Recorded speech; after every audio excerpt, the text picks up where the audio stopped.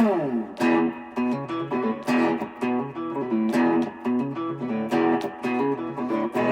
Clark Radio, talking about the sports you do and don't know, both within and surrounding Baltimore. Don't ask him about preseason games, oh no, stuffing things in Griffin Basso. Despite it being on the internet, he can call it what he wants, so Glenn Clark Radio, Glenn Clark Radio, Glenn Clark Radio.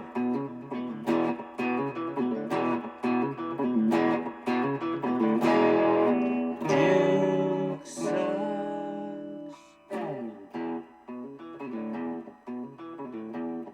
This is a tough league to win in the road. To win everywhere on the road, not many coaches have that full set. Thanks, Jerry. I did not realize that. That's cool. That's cool. I just like I mean, at the end of the game, I was pretty choked up inside, and I didn't shed a tear. I wouldn't let that happen. But I mean, just what these guys, just how hard they fought and how much they believed, how much courage they showed, And you know what? We're just 4-5. We're still under 500. So that's where we're at. We recognize that, and we know we're going to have a big fight, a big, tough, knockdown, drag-out fight in Cleveland next week. We know what that is. We understand what that always is. So just to get to 500, and that's what we're going to be fighting for. Did you guys do anything? There you go. That's John Harbaugh, Ravens head coach, after their win in Minneapolis yesterday. Ravens beat the Vikings 27-19 to improve to 4-5 on the season, their third straight win. And it wasn't necessarily the most aesthetically pleasing performance, but it was effective. Workmanlike effort. Defense, again, showing up to play. There's plenty of things to like. Plenty of them. And that's probably where our focus will be, is that this was the best chance that you were going to have in this stretch to get a legitimate test. And we can debate how legitimate, right? Like, I think I told you guys last week, oddly, I wasn't nearly as concerned about the defense in this one as I was the offense. And I think you saw why, right? Like, you got to give Brian Flores credit, man. That guy is – it's amazing how, like, no one has an answer for Lamar Jackson, but Brian Flores is, like, the closest to figuring it out. And the offense wasn't great yesterday. It was functional in times. The offensive line continues to be a problem for the Ravens. I mean, there's no getting around that. They have real, true issues. But the defense has been doing its job. Yeah, Brian Flores continuing to blitz Lamar Jackson kind of like crazy, as Griffin wants me to see. Jamison Hensley posted on Twitter. 5th highest rate of his career. Did not attempt the ball beyond 20 yards past the line of scrimmage yesterday. It was not a particularly fun offensive performance to watch. But that's the NFL. And that's winning on the road, and that's figuring out what you need to do in order to win. And the defense is the story. The story is the defense, which I think Jonas Schaefer had tweeted, like, the comparison between the EPA per play. Let me see. Jonas, Ravens defense from weeks 1 to 6, EPA per play 30th in the NFL, success rate 29th. The Ravens defense since week 7, which was the first game with Alohi Gilman and Kyle Hamilton moving into the slot, EPA per play 9th in the NFL, success rate 11th. And as he points out, not a gauntlet of offenses, but the Ravens have done their job. And all of that is true. When I say that this was the best test, it really just is because of the presence of Justin Jefferson and Aaron Jones. I have no idea if J.J. McCarthy's an NFL quarterback or not. I have no idea why 9 became a thing. Like, what is that? I mean, my God. Remember Well, they won one game. We used to be a proper country with real nicknames 9. like Billy White Shoes Johnson, Well, Ed Too Tall Jones, and Mean Joe Green. And now what we have is, that guy wears a number 9. Well, it's similar to what you do. And he won a football game. Before we go on the air, is What's that that? you have your normal self, I guess, your off-air persona, and then you do that thing where you sit over there right before we go live, and you flip that switch, and you become Glenn Clark. Sure. It's just an embarrassment. They come up with something. Mike Mizanin became The Miz. The Miz worked. Well, He was on but isn't it the a cool name? he was on The Real World in New York, back to New York. And everybody was like, look at this crazy mother effer. And it turned into a thing. 9 is not a thing. You got to come up with something better. He is 9. It's He actually wears, worse. He wears number 9. Oh, Glenn, he wears number 9. That's what it is. Oh, now I get it. It's actually worse. Like, it's the whole bit is stupid. But like, Well, they lost. if there was the an game, actual character involved, if there was something there, maybe it's just the number he's wearing. God, what happened to us? What if they call him Eye Black Man? Or Cordell something? Stewart's nickname was Slash. That was dope. You know what we could do is we could just call him the number he wears.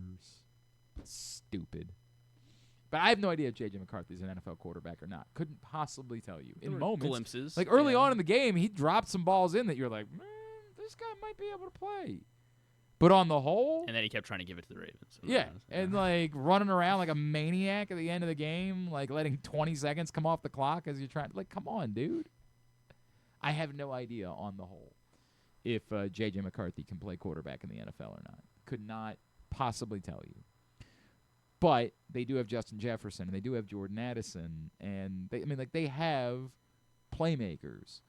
And we saw what they did to the Lions a week earlier. This was the closest thing the Ravens were going to get to a viable test during this stretch. I mean, defensively, they'll be tested by the Bengals on Thanksgiving night, provided Joe Flacco is healthy and playing. Defensively, they'll be tested by that. We just assume that they're going to score 70 points in that game, so it probably won't matter. This was a really difficult game. And no, it wasn't pleasant. No, it wasn't necessarily fun to watch. But that's the NFL. That's football. And so there's every reason to be pleased. What happened to us? Apparently, we never got off the ground. So nobody ever heard anything that I just said? Well, they will. I mean, we have been running. What do you mean you have been running? Like we're recording. It says we're only recording for the last 30 seconds. Where do you see that? There's a No, it's counter 8 down minutes. there. It says 8 minutes. Oh, does it? Yes. That might be old. It's possible. I might feel. My Right, eyesight. sorry, that's your alter ego. It's, I mean, it's Glenn Clark and then old. No, I mean, that'd be fine. That's effective. I'm still barely seeing that there's a curve in the middle of that number. All right, well, if you're just joining us. Thank you. I can't believe it. I cannot believe that this morning we had Babe Ruth, Michael Jordan, and Mahatma Gandhi all join the program. Wow. It was really an incredible run. And all of them. I couldn't believe that was something we were able to do. But shame you'll never see it. Should darn. make sure you're tuned in. That's the way it works. Thank you for joining us for Project Game Day last night. It's a funny thing. So there is a chance that I will not be with you for Project Game Day this week. It's a long story. We're working through all the elements of it, but there is a chance that I am going to be away this weekend. And I was talking to, are we just not, what is going on? I mean, I don't know what's going on. Okay, so is anybody seeing the show, or should we just stop and try again in 5 minutes? I don't know. Okay. I'm trying everything that I think would I'm trying to troubleshoot what should work. Okay, but if it's not working, then what are we doing here? We are. It ain't great. We're having some issues this morning. I'm trying to check. I'm just debating internally whether I just put up with it or we just bail and we. Right.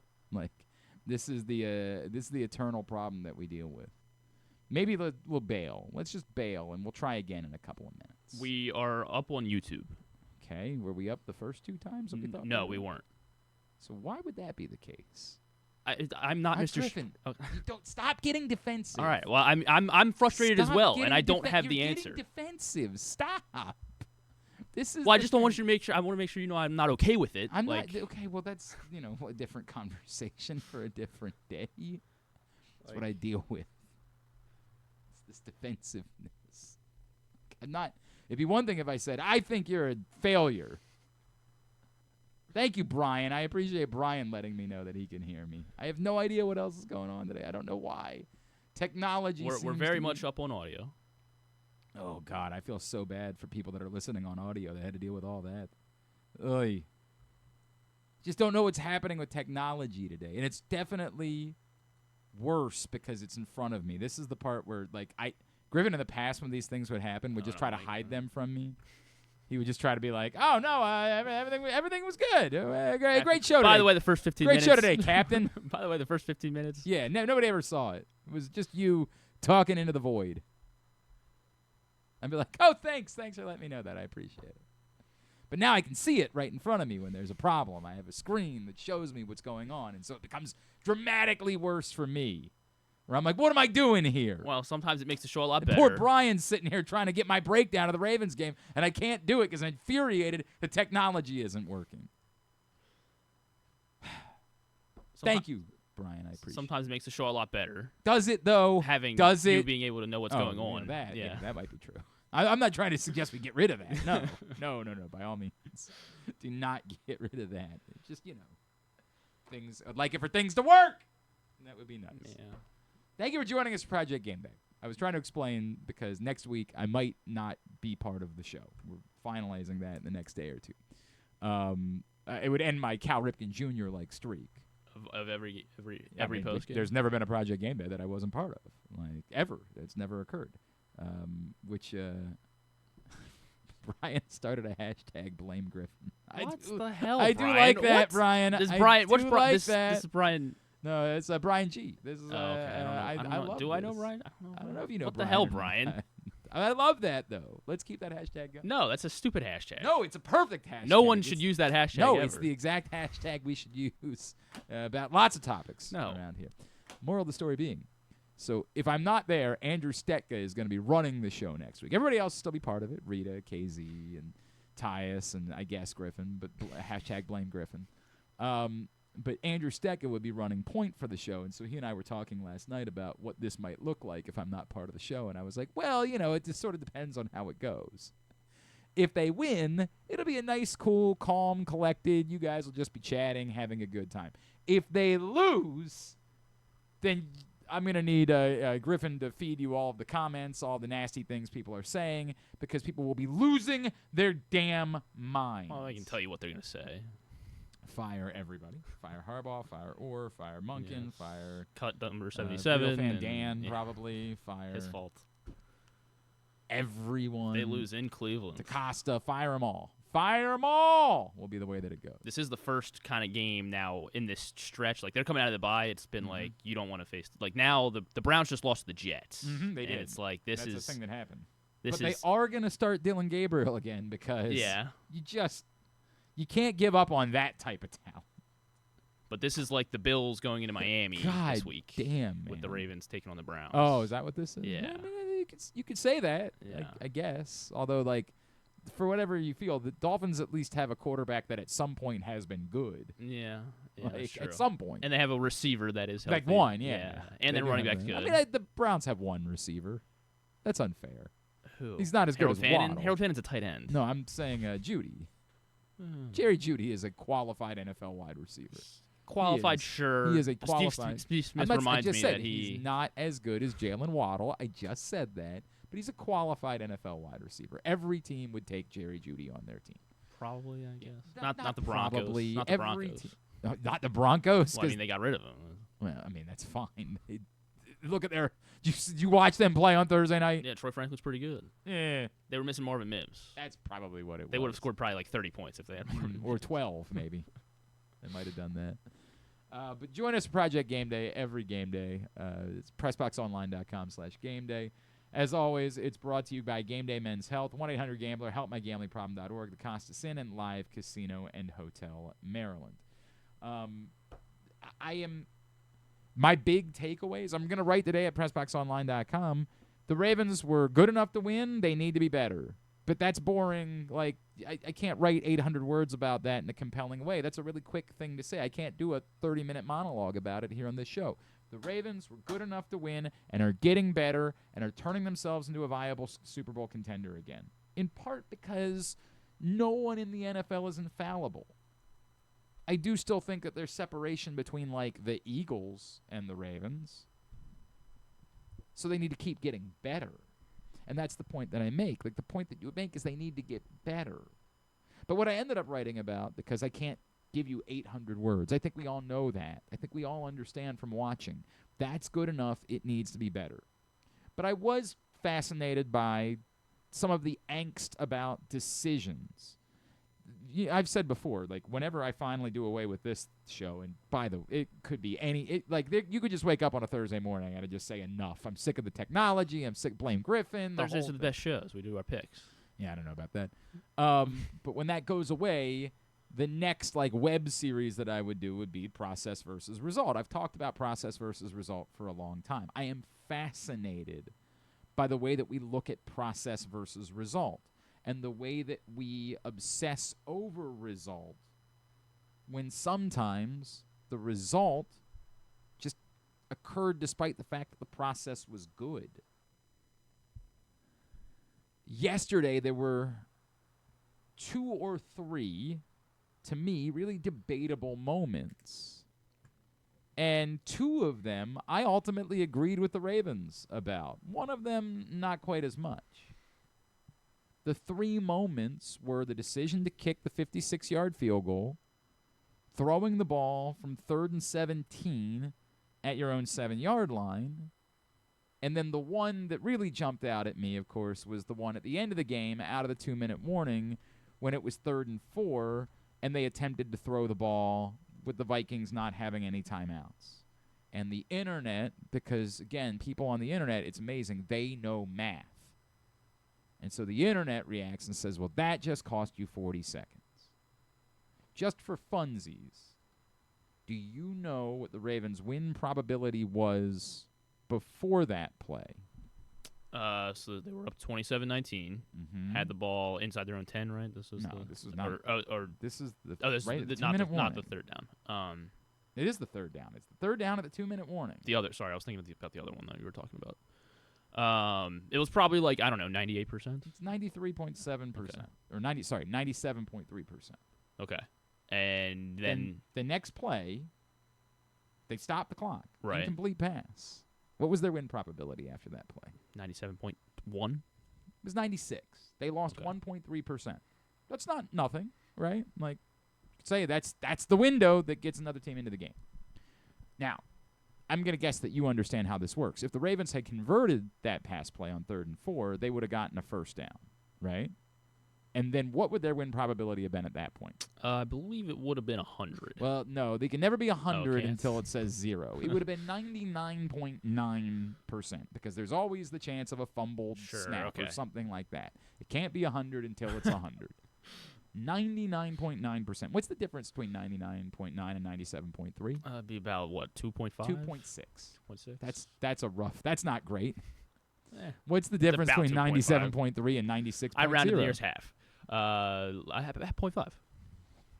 1.5. 1.3. Oh, my God. What is going on here?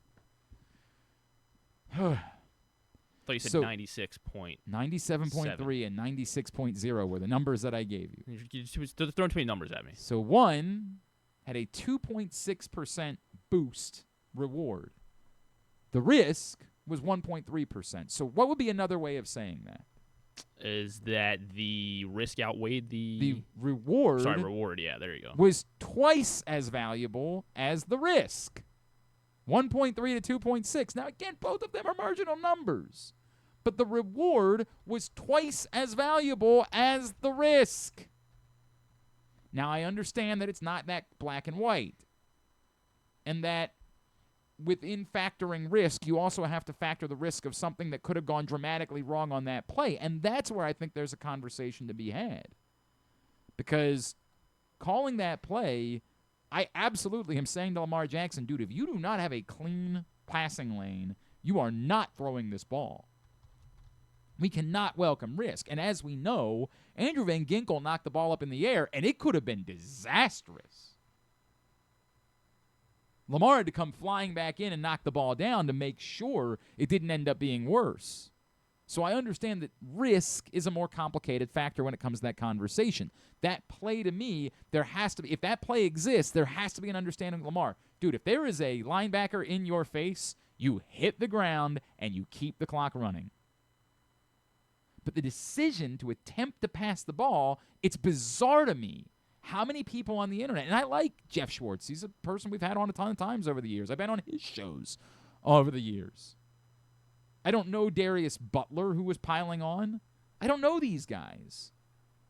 But the simplistic way of looking at, well, it just cost you 40 seconds. Like, we all know that. But I do remember in week 1, and I don't know, because I know that in 2025 Ravens world, it feels like week 1 was 6 million years ago. I mean, it couldn't feel like week 1 was any longer ago.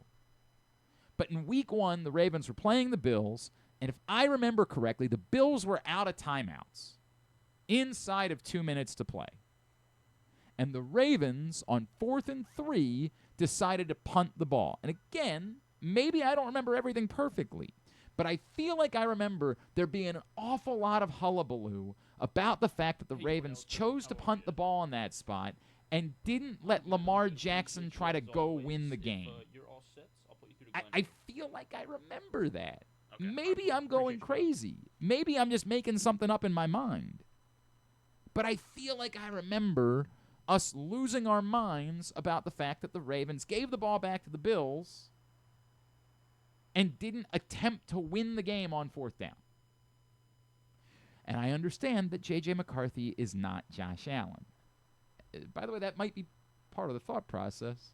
Even with 2 minutes left, there still wasn't much chance of the Vikings winning the game because J.J. McCarthy is, at least at this point in his career, limited.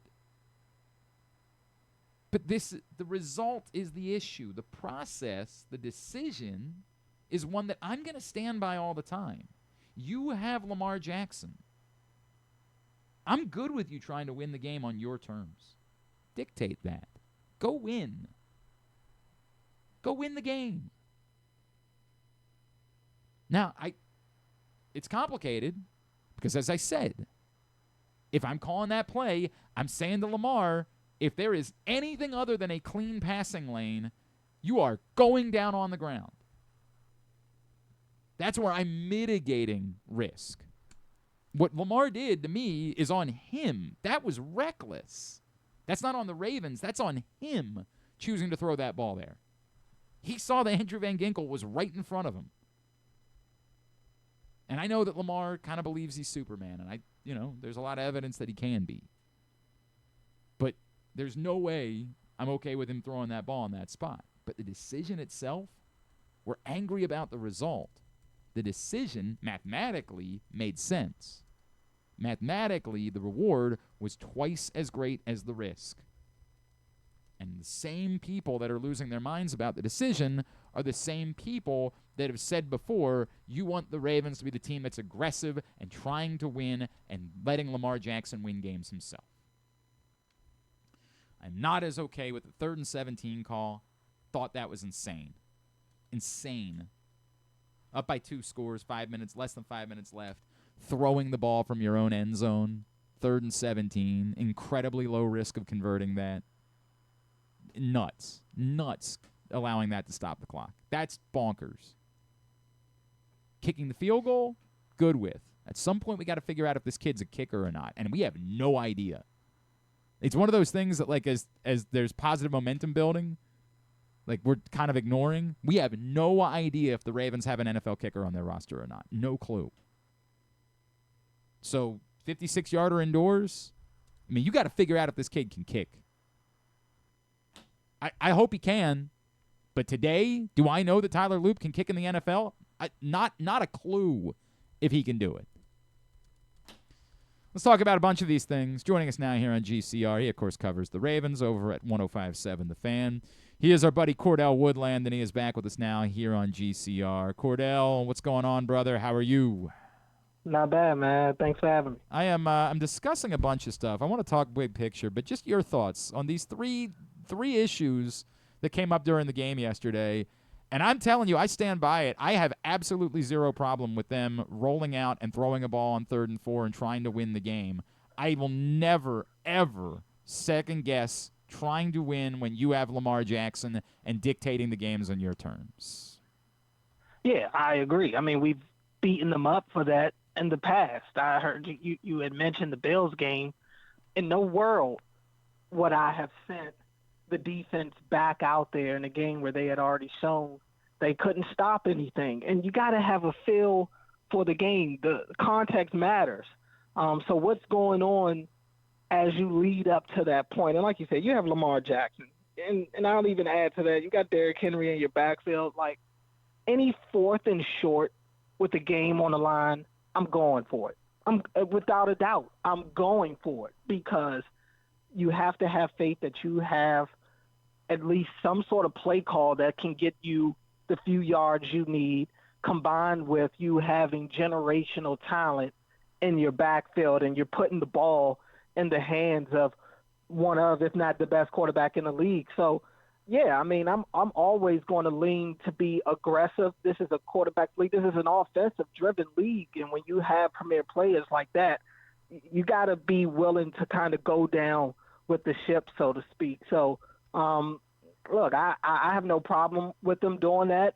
There wasn't the cleanest game yesterday, No. but I expected there to be some ebbs and honestly more ebbs and flows than there honestly were. The first half wasn't great, but I thought the Ravens really started to assert their will in the second half. What are we doing about how are we talking about Tyler Loop, Cordell? Because I'm being tough on him, but it's in context, right? Like the Ravens at some point might need Tyler Loop to be able to make a 54-yarder to win a game, and frankly, their season might come down to it. And I understand the argument for you got to let a guy develop and all of that stuff, but there's two different conversations happening here. It's what's best for the young man and becoming a kicker long-term is not necessarily what's best for the Ravens and trying to make a playoff run this season.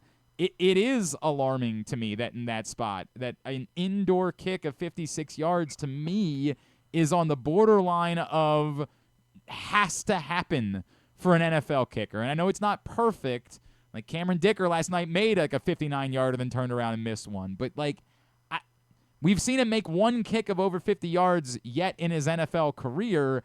I've got real questions about Tyler Loop as someone who can be counted on in big spots. Yeah, I mean, he hasn't necessarily had the situation come up to where it is all on his shoulders. And they have been careful with him. I mean, he's 16 for 18 on the year, but the two misses have been 50-plus yards. So that's kind of the hang-up. I guess if you want to look at the silver lining, it is the fact that he does have a cannon of a leg for the most part. I don't think distance is the problem, but he has been playing with fire over these last couple of games, kind of just barely getting that ball. That ball is kind of tight roping inside the upright. So, and look, it came to bite him a little bit yesterday. I think, to be honest, I've been a little surprised that there have been opportunities in some of these games in lower leverage situations to where he has had chances to try some longer distance field goals, and they have opted to either punt or go for it. So I think they're still trying to figure out how much they really trust Tyler Loop. And you don't want a game to have to come down to the kicker, no matter really who the kicker is. You'd like to win a game definitively with your offense. But at some point, yeah, it is going to come down to, okay, let's see what this kid's got and let's see what his clutch gene looks like. But, I am curious to see as the year goes on what Tyler Luke looks like. I mean, to this point, it hasn't been a lot of bad. Yesterday's miss, sure.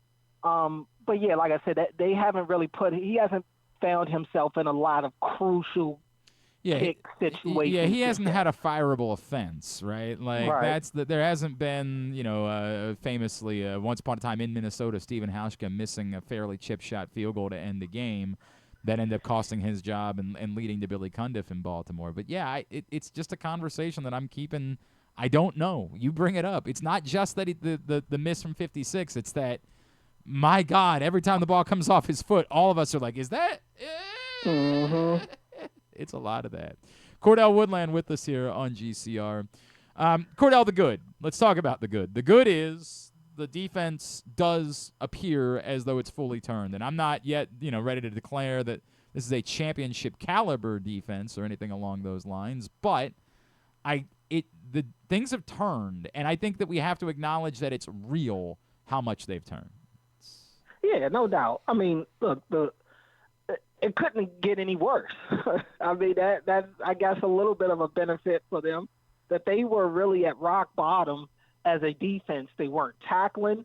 They weren't getting after the quarterback. They weren't forcing turnovers. They couldn't stop the run. I mean, they weren't doing anything well on the defensive side of the ball.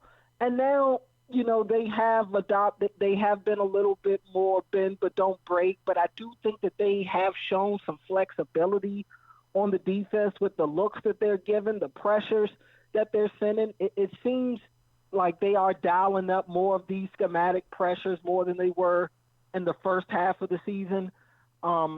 Obviously, moving Kyle Hamilton up into the box that's the key. It changes their defense dramatically when they're able to do that. And getting Haloe Gilman, it didn't break news, and it was a little head scratching because they're trading a pass rusher at a time that they need a pass rusher. But Haloe Gilman, ever since he's come here, I just think he fits the personnel. He gives them that physical safety on the back end that's smart, that can kind of play up in the box a little bit, but they can also trust him on the back end. He has been a part of a couple of these forced turnovers.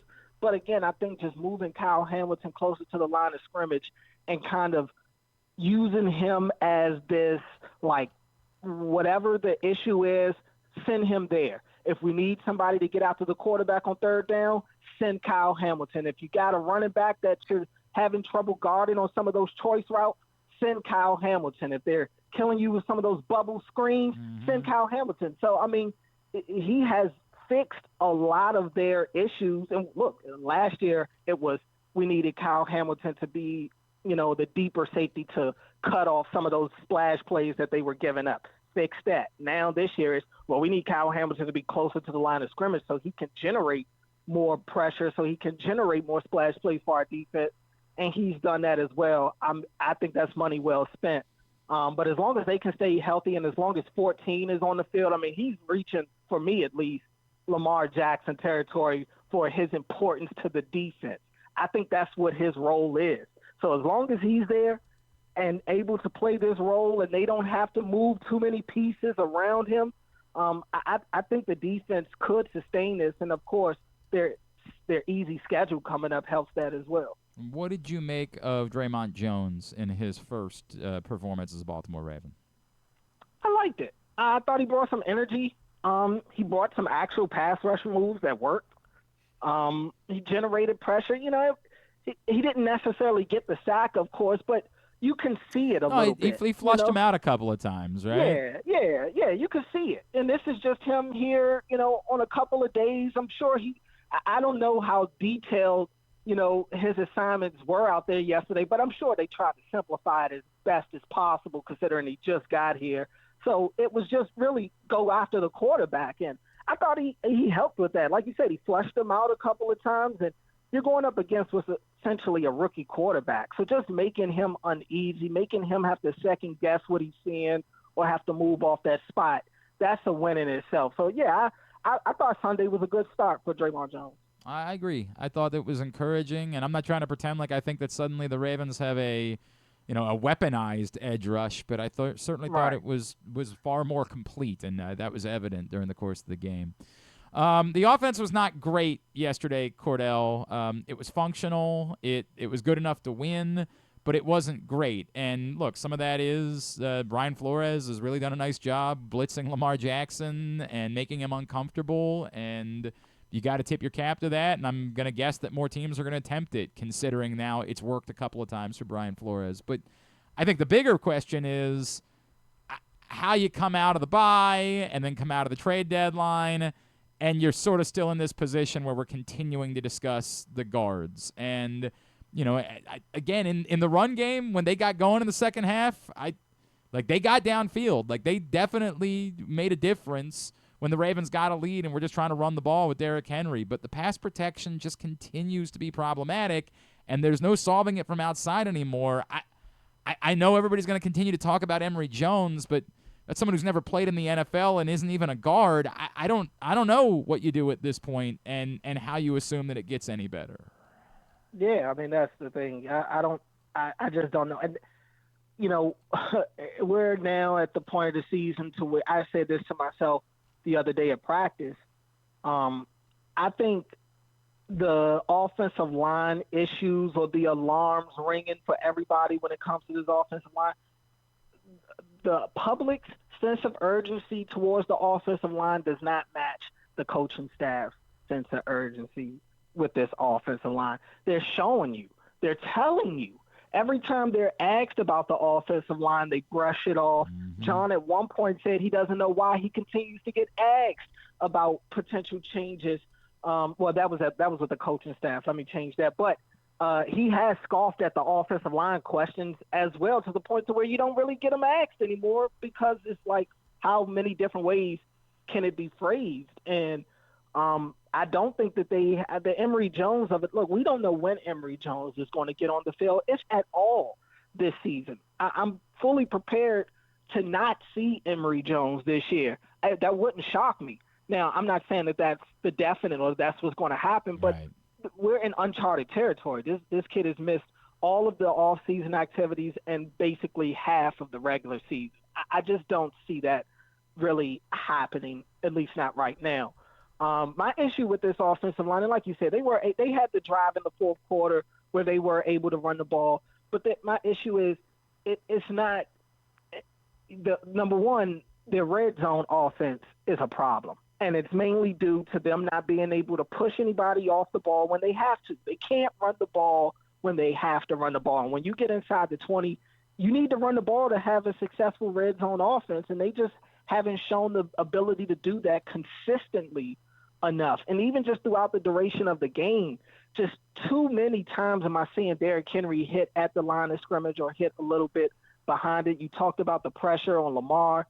It's just inconsistent play at best with this offensive line. And it does start with the guards, but I just don't see that changing, unfortunately. Yeah, I think that's the reality. And I've thought before that maybe that you would reach a point where anything was better, but as you bring up, it is certainly something that they have been incredibly defensive about. So there is, although I say that, like, they've been incredibly defensive about it, and yet then when they were sitting at 1-5, you heard John Harbaugh say a couple of times they would consider changes, only to not consider changes at all. So I just don't know. That's how it goes. I mean, I guess maybe he thought that they were going to, and then the Rams game happened and said, whoa, hold up. We were able to run the ball, and Snoop looked good, and we're getting Lamar back. Let's see what this thing looks like. Yep. And now they've gotten hot, and it's like, do you mess with the formula even though it's not pretty? It's working. I don't know. And then there's the question of how much better are the guys behind them, to the coaches at least. It doesn't matter what we think, but to the coaches, it doesn't seem like they think the people behind them are any better. Yes, but Cordell, this is where someone would remind you that they also didn't have Keaton Mitchell active for the first 6 weeks of the season. Sure. So, I mean, I don't know. I don't know. I mean,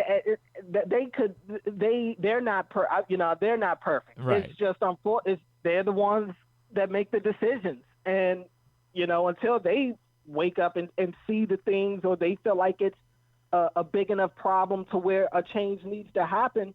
And it'd be nice if one of these backup guards or somebody forced their hand. I mean, it feels like, I've said it before, it feels like people want Ben Cleveland to play more than Ben Cleveland wants Ben Cleveland to play.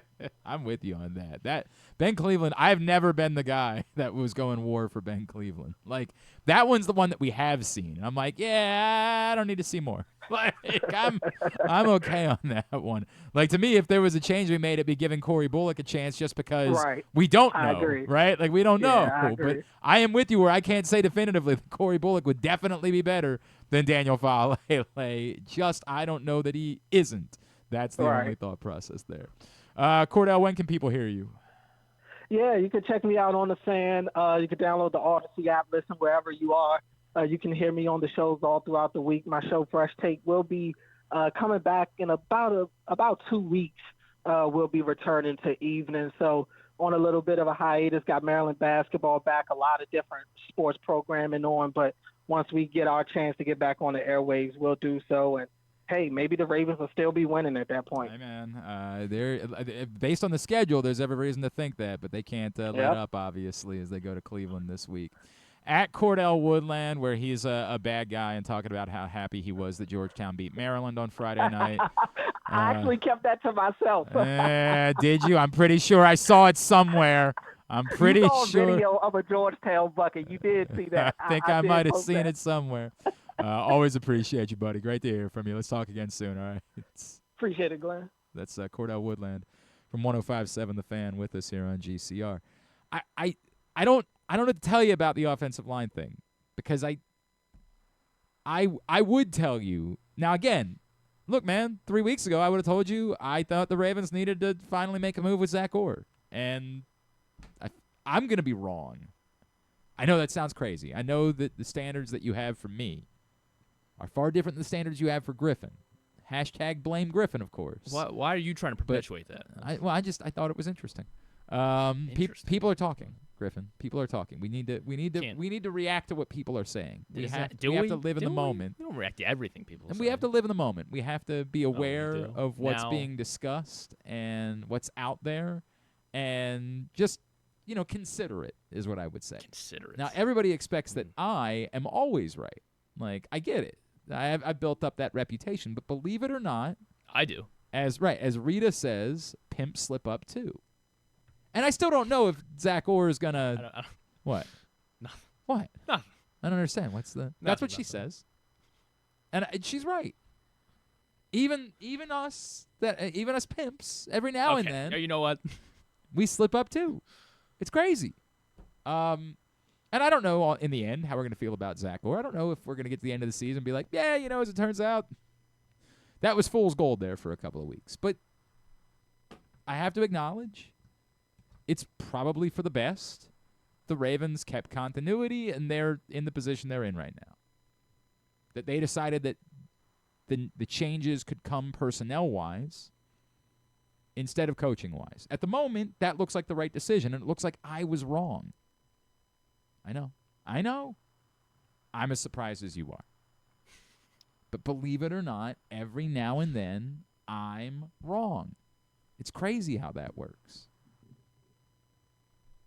That said, my opinion today, like if somebody walked in and said, would you swap out one of Faalele or Voorhees for Corey Bullock? My answer would be yes, I would do that.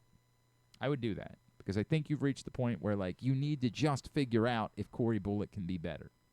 And ultimately, maybe I would be wrong. That's just my opinion. My opinion would be you got to give somebody else a chance. You got to see if you can get some more consistency. At least one. I might argue both. And I do. I think in particular Voorhees has gotten better in the run game. I agree with that. I think that he's gotten better, and I think we started talking about that like. It was definitely noticeable yesterday. But oddly, Faalele has always been graded well in the run game. But we don't see it.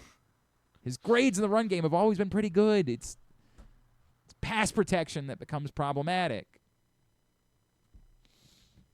So yes, I'd probably be more inclined to switch out Fa'alele, I think. I think that's where I'd be. I don't know. Can Joe Noteboom play guard? Can Fa'alele be your swing tackle? And I'm just asking Apparently, I don't think Joe Noteboom can play anywhere. Well, I mean, he's been in every time Ronnie Stanley's gone down. Well, he was a healthy inactive yesterday. Oh, I didn't even notice that. Yeah, Noteboom. Well, I mean, to be fair, they are in a bind when you have no injured players. Right, I know. It is really hard to get to. Who were the I didn't even notice who were the inactives It was were. like Tez Walker, Rasheed Ali, Noteboom. Which is the first time I think for Ali that he's been inactive, right? Yeah. I Dude, think the other two were. I mean, it's a tough world, man. Yeah. It's a tough world. It's a great problem to have. Emory Jones and Peebles. And Fudd Peebles, right? Yes. And everybody was worked up because Taven Bryan was elevated and not Carl. He made a play or two. Carl didn't he? Lawson. Yeah, I mean, and truth be He told, had a bad pass. with Draymond Jones now in the equation and them having 4 edge rushers, you could say the bigger need might be on the defensive line. And I don't know ultimately what Fudd Peebles will be. I don't know. But it's interesting that it was Noteboom. That means that Carson Vincent was active yesterday? Yeah. I guess that would mean that Carson Vincent was. That is really interesting. So if isn't something were to happen to one of the tackles. Or they would have moved Fa'alele to tackle and Yeah. one of them would have gone to guard. That would have been something. It's interesting. I mean, it's just interesting to me. I don't know. I couldn't possibly tell you. It is weird that Joe Noteboom had been Ronnie Stanley does get hurt, unfortunately, a fair bit. And they're much more proactive, I guess. Is that the about trying to be careful? Kind of wild. Yeah. Kind of wild. Anyway, moral of the story. Oh, Brian Powell's trying to start an always blame Glenn hashtag. There we go. Hey, Brian. Trying to start I'm Team Brian competing hashtags here. Brian P versus Brian G. Brian and Brian, the law firm. Welcome to the law firm of Brian and Brian. I'm with Brian, by the way. I figured you probably were. I figured that was the case. Who was who won the Mountaineers versus Mountaineers matchup? I believe Mountaineers. The Mountaineers as came I said, out on top. Would in fact Came out on top. Somebody was making fun of me for that bit. No, that's a good bit. People were mad last week about our the Parker bit. No, that was John in Little Rock was mad about the Parker bit, and he wasn't mad about that. He was mad that we did that and didn't talk about the Maryland game because who wouldn't want to talk about the Maryland game? I'd rather not talk about Friday night's game at all. Rather pretend like that didn't happen. Is what it is. Not a whole lot to be said about it. At least it was a fun local weekend. Maryland lost to Georgetown, then lost football to Rutgers. Navy lost to Notre Dame. Towson did win a football game. They won. No, they didn't. Oh, no? No, they did not. Oh, no, that's sad. They lost to Villanova. That's right. I was thinking of last week. Then they lost to Houston in basketball. Yeah, but they bad covered. too. The Towson basketball Okay, covered. that's something. That's true. Yeah. You got that They were going down. for They you. were down 5 with like 8 minutes left. Yeah. And then Houston did the Houston thing where they didn't score another basket until there were 30 seconds left in the game. That is a weird bit. So they lost by like 15, 20, Okay. something like All that. right. Well, yeah. that's statement cover. Yeah. Morgan football lost to Delaware State on Friday night. Just a fun. When I pull up my ESPN app to watch a game, it goes first to scores and it has all my your favorite teams loaded, and I just see L. Maryland women won, right? Well, they played did win UMBC. yesterday. No, they beat Georgetown yesterday. Oh, they played Georgetown. Okay. Yep, they beat Georgetown yesterday. Yeah, it was a rough weekend. Towson women beat Frostburg State. Look at that. Well, and that was a close one. No, I have no idea. I hope it was. It was not close. I hope it was. All right. I don't know what I was doing here. Oh, we were talking about the offensive line. Yeah, I don't know. I would make a move, but they apparently aren't going to be doing it, and you just hope it gets better. That's all you can say. Today's show also brought to you by CountySports.zone. Well into playoff season and approaching championship season. I know some championships, like the MIA Soccer Championships, are given out this weekend. So if you missed any of that, you can find out about it by going to CountySports.zone. Public schools, what's coming up, who won this weekend, who's playing next weekend. Find all of that, CountySports.zone, proudly sponsored by your local Toyota dealer and buyatoyota.com. We'll come back in. We will go over Pats on the Ass and look back over the weekend of picks. That's next. It's Glenn Clark Radio. Get ready to hit the ultimate holiday jackpot at Live Casino during the live-action $1 million giveaway. Every Friday through December 26th, we'll draw 25 lucky cash winners, but only one winner each Friday will advance to the final rounds on December 26th, where you could win $1 million in just 3 spins. Come make your million, only at Live Casino. At Erndale Mills, must be 21. Please play responsibly. For help, visit mdgamblinghelp.org or call 1-800-GAMBLER. Feeling sluggish, unfocused, or not like yourself? It could be low testosterone. At Game Day Men's Health, we specialize in testosterone replacement therapy to help men boost energy, improve mood, and regain confidence. Our treatments, including testosterone cypionate, are safe, natural, and tailored to fit your lifestyle with weekly injections or pellet therapy. Get started today with a free testosterone test and feel the difference. GameDayMen'sHealth.com. Game Day Men's Health, where men reclaim their game.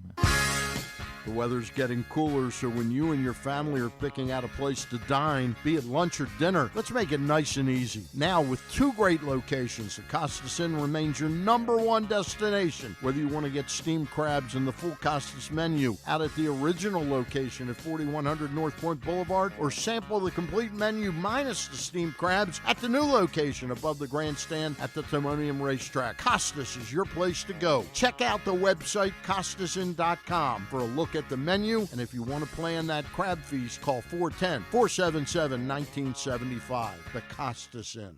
Gambling can be a fun and entertaining experience, but there are risks involved. If you're planning on betting on the game at the casino or on your phone or computer, know your limit, stay within it. Set a budget and a time to stop. Remember, gambling isn't a financial solution, and it doesn't mix well with alcohol or drugs.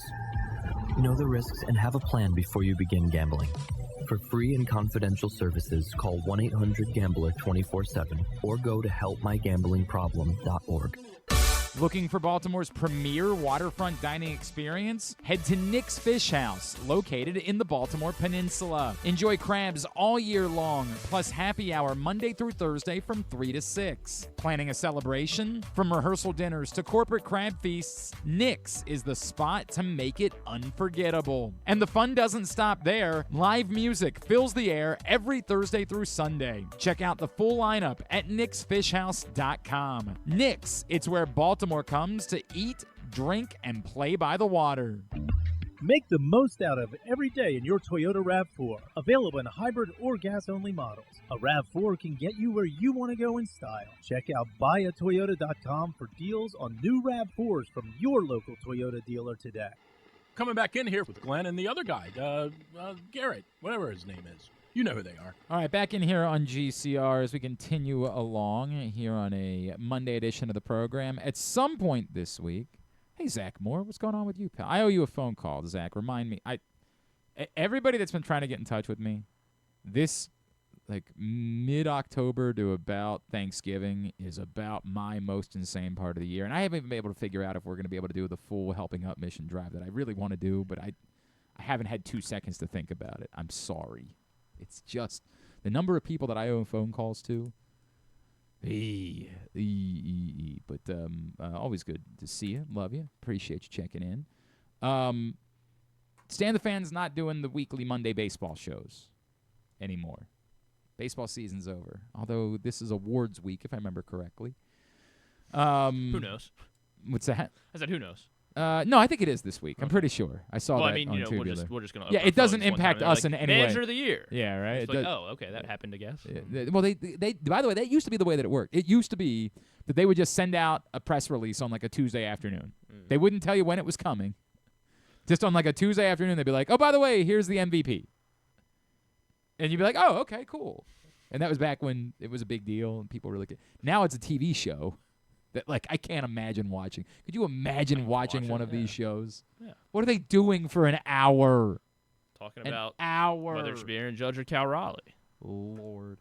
But that's this week. Anyway, Stan's not doing the baseball shows, but he will be doing some one-off shows during the course of the week. And I think Jim Smith, Maryland Athletic Director, is going to be joining him this week.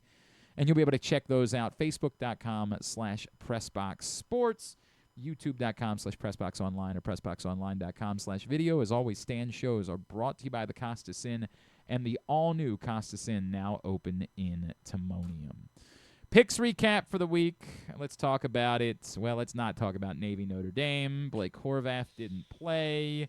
Not that I thought they had a chance even if Blake Horvath did play. And by the way, for a moment, I thought it was like, well, maybe this is how they cover because they have to go back to the triple option here with with Woodside, yeah, and like Woodson, he made some plays. Like when I didn't see the report that Horvath was at because it wasn't reported until like an hour before kickoff, right? Yeah. So I saw like 5 was in there. I was like, who's 5? I was like, who? What is going on? Their third running back that's making plays here, and then they cut the Horvath in no helmet, and I'm like, what happened? 49-10, Notre Dame pulverizes Navy, and part of that, I don't know, like maybe Blake Horvath absolutely could not have played.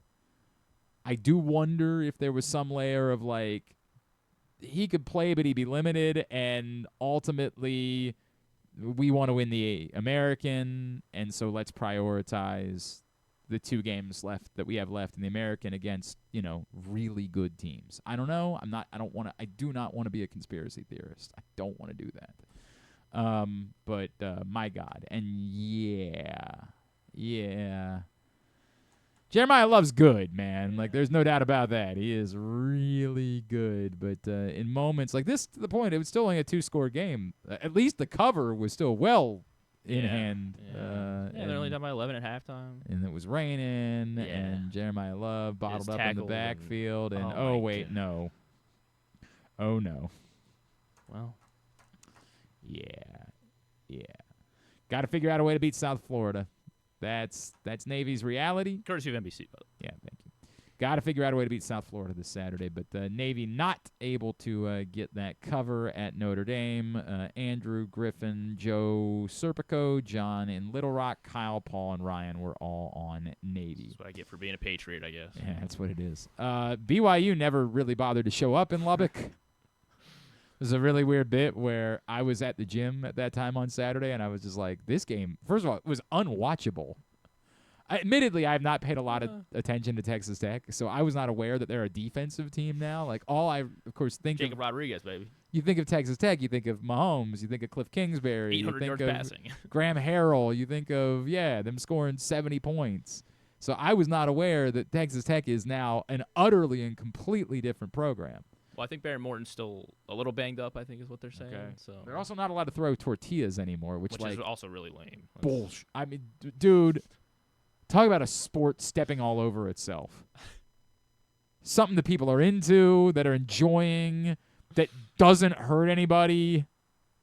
I don't know. It grazes your eye in the right the right angle. You cut a cornea or something. My God, man. Anyway. Yeah, Texas Tech handles BYU. We were split on that one. Ryan, Kyle, James, Joe, and Andrew were on BYU and missed that. Would have been really nice to know that Missouri was playing without their quarterback. Would have been something that I would have liked to have known. Well, Jeremy Kahn didn't know either. So there's no, he knew. He just, you know what Jeremy's doing. Just would have been nice to be aware that Missouri didn't have their quarterback. Because if I had known that, I don't think I would have gone with Missouri to cover against Texas A&M, who stays unbeaten. Myself, Jeremy, and Kyle Ottenheimer were on Missouri, who never really got going in that one either.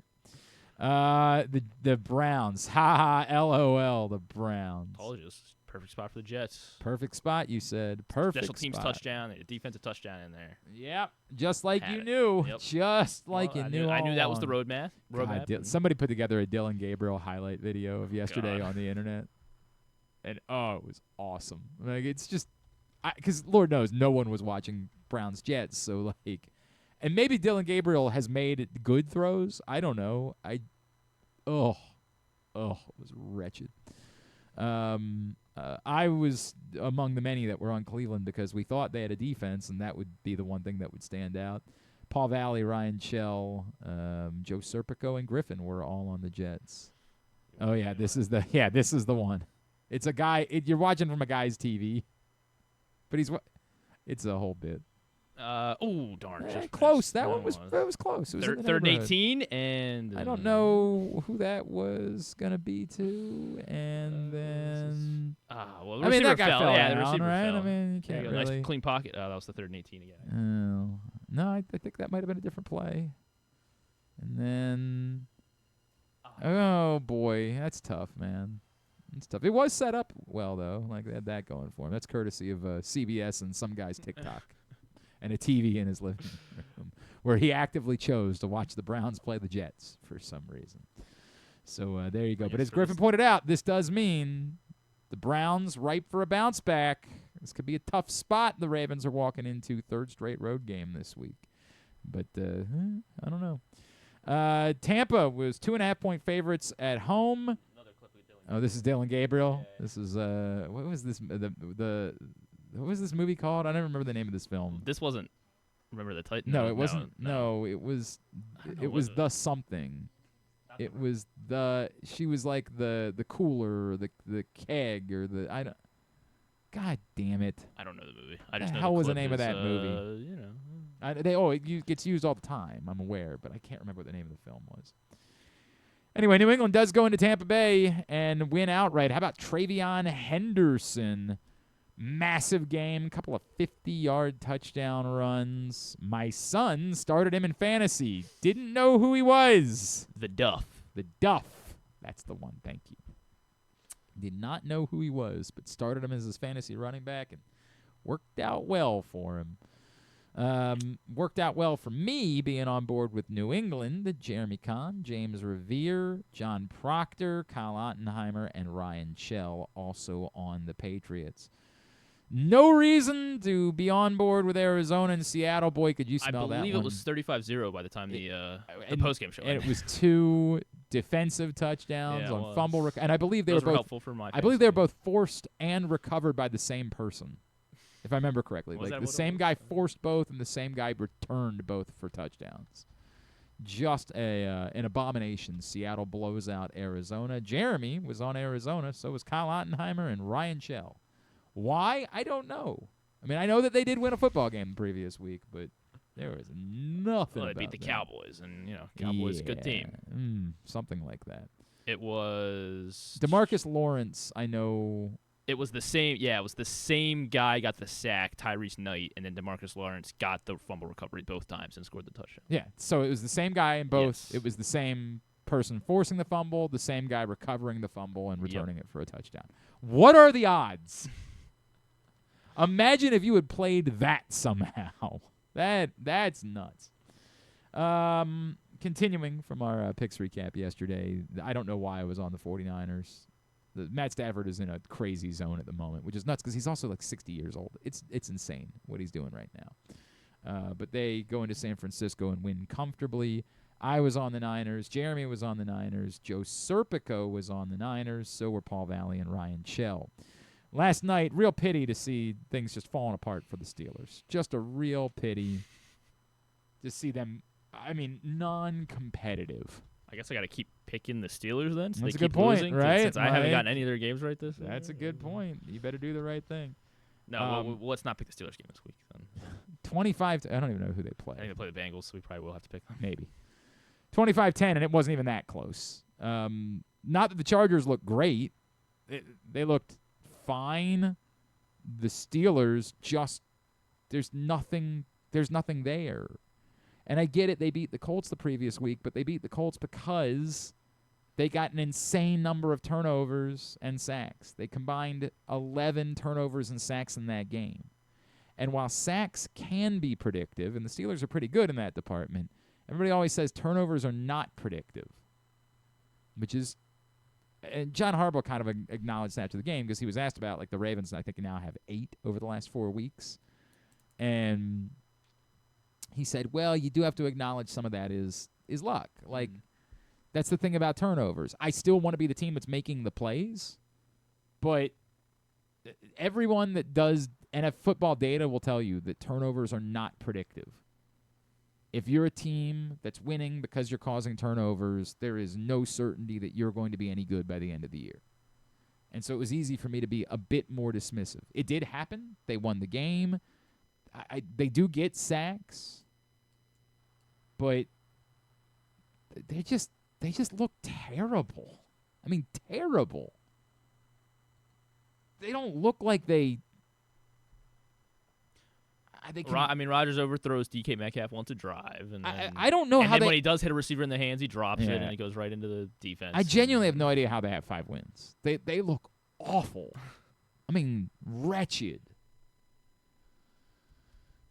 It's a real shame. You just feel for them. It's a real bummer how that's going for the Steelers. I am emotional about it. The Browns. You were not alone. Andrew Stecca was also on Pittsburgh. They beat the Patriots. I know, they did. So was John and Little Rock. And they beat the Colts. They beat 2 of the best teams in the AFC. Paul Valley, Ryan Shell were also on Pittsburgh yesterday. And, of course, the Ravens handle business in Minnesota. A few folks were on Minnesota for this one.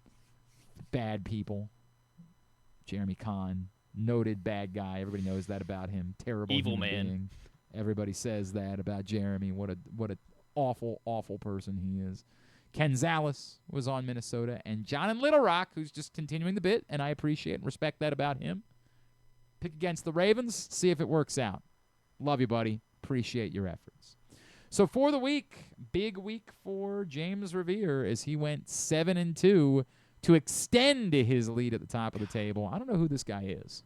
He's pissing me off. I don't know who he thinks he is coming in here, and he is very, very capable of winning back-to-back years. And then he gets kicked out, right? Well, I don't think it works that way. No, he goes to it. He has to go to a harder league. Oh, he's got to go to the Premier yeah, we're League? in the championship. This is.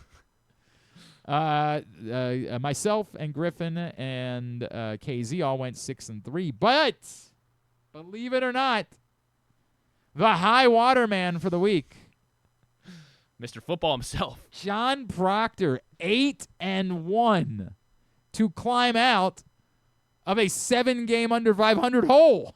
He's back at 500. Maybe I need to go back and double check because 8-1 week. He's got access to the spreadsheet. Maybe he went in and you switched think there might have been teams some around. chicanery involved? Yeah. Huge week for John Proctor, separating himself from the bottom of the table. Make sure. Unfortunately, most everybody had a good week. Nobody was worse than 4-5, as we have rising tides and all. So KZ goes 6-3, but yet is still 2 games clear as our power bottom on the table. It's just unfortunate for him. He's doing better, but he's just not really making up much ground. It's unfortunate. You hate to see it. But you do like the fact that we as a league have stepped our game up as the season has gone on. So James Revere, 3 games in front of Griffin. Suddenly I'm in third, which is weird. I'm 4 games back. Then Andrew and Jeremy both 6 games back. Ryan, John, and John 7 games back. Kyle 8 games back. Paul and Joe 9. And then Ken Zales 11 games off the pace and 2 games clear as our power bottom. That's our picks recap for the week. Let's dish out some pats on the ass. Pats are brought to you by... Oh, we didn't talk about Maryland. Do you want to talk about Maryland? I don't. I just can't, for the personal part that sucks is that I took that over 4.5. And we're after the third quarter of the Washington game, cashing it in. You were already celebrating. We were up 20-0 against Washington, and yeah. I was right. Yep. I was popping spending bottles. that money, and I thought the bet was a sure. I thought there was no possible way. So, let's deal with it because I think a lot of people are wondering why we haven't already seen that Mike Locksley. Malik scored that long touchdown. He did. They actually ran the ball. I mean, a lot of it was Malik Washington, but they did run the ball. I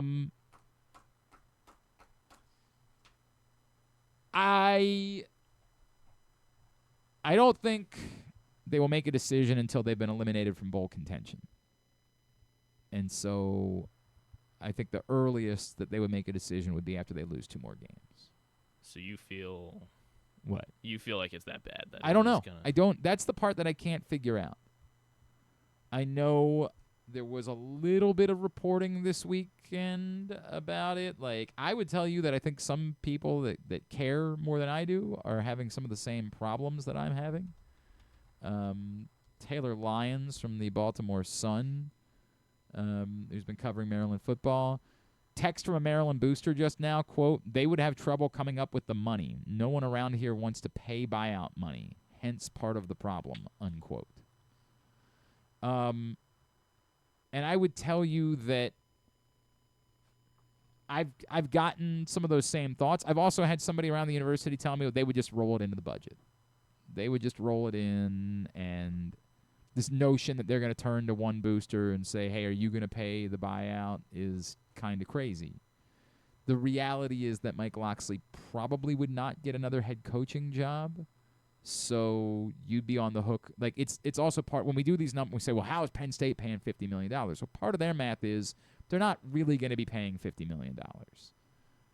The most likely scenario is that James Franklin's going to take a coaching job. And it's not going to pay him $50 million, but they're going to be on the hook for something between those two numbers.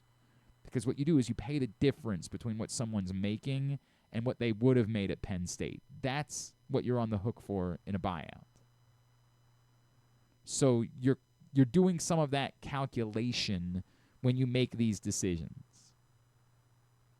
You are not. It's why everybody obsesses over this like clause where you have to be actively looking for a job, right? Like you have to be trying to get another job.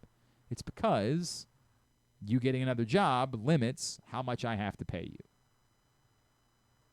So James Franklin almost certainly is going to get another head coaching job. Not paying him as much, I don't think, but almost certainly will. Mike Locksley, probably not. So you're likely to be on the hook for the bulk of it. Like, he'd probably get a coordinator gig if he wants that. And, you know, might even get a high-paying coordinator gig. I mean, he had great success as a coordinator at Alabama. So he might get a high-paying coordinator gig, but still, you're going to be on the hook for probably more than $10 million.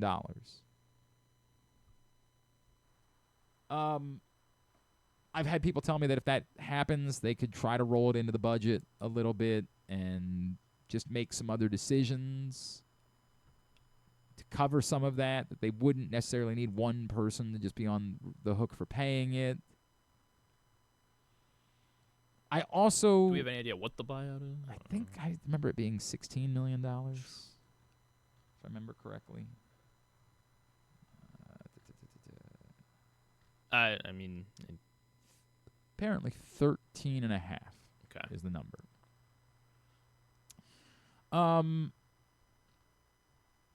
It's a tough spot, man, because then the other stuff is a factor too.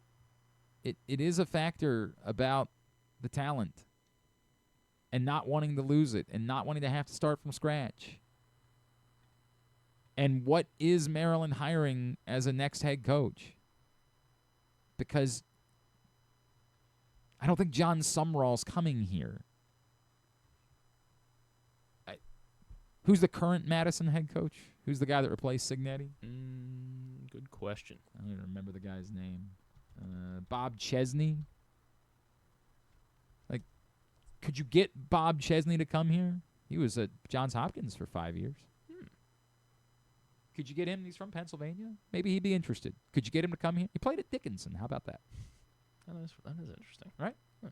Could you get Bob Chesney to come to Maryland? Because if you could, then the answer would be, well, he'd just bring a bunch of players from James Madison, and that's exactly what Indiana did, right? Like, Indiana was able to stabilize by bringing in all of the players that were successful at Madison, and they translated fairly well to the Big Ten. So maybe you could replicate that. Maryland's history, unfortunately, has not been to hire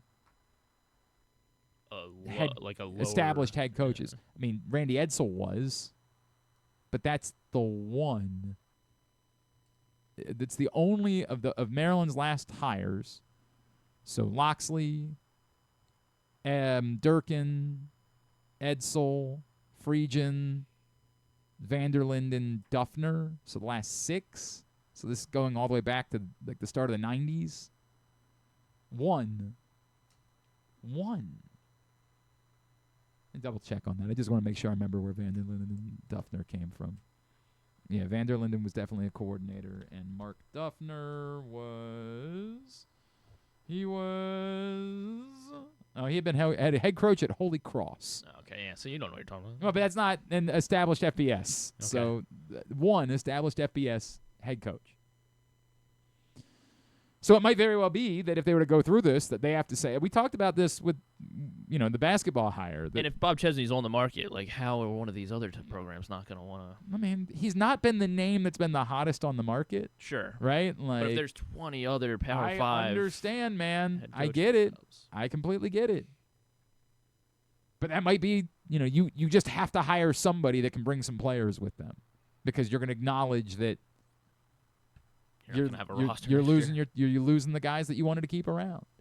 But that's part of all of this adds up. It's easy to say if somehow Maryland, and I do think if they somehow go 0-8, I don't know that you have a choice. I just don't know that you do. But they're not going to do that before they've given them the chance. And this was the first one where it was like, dude, there's no way that you should be playing from behind this much against Rutgers. Like, this is where you start to wonder what happened. How did you go from being as competitive as you were in other games to now trailing consistently through these games, other than when Malik Washington scored the touchdown to start? It's bad. It's bad, man. It's bad.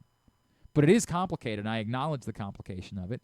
I don't think they're going to make a decision until, because as I've always said, if they could somehow get bowl eligible, and I don't see it, but let's just say somehow they go out and beat Illinois this week on the road. I don't think there's a chance in hell they're doing that, but let's just say they did.